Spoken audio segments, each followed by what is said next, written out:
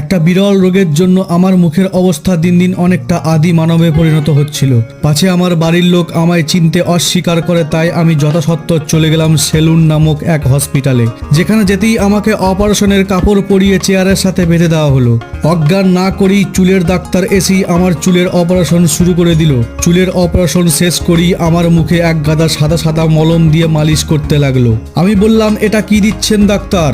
উনি বললেন, এটা শেভিং ক্রিম, মানে সঞ্চয় করা দুধের স্বর। মুখে দিলে নাকি মুখ দুধের মতো সাদা হয়। ইনি আমাদের এলাকার বিখ্যাত চুলের ডাক্তার, ওটা হিন্দিতে ট্রান্সলেট করে নেবেন।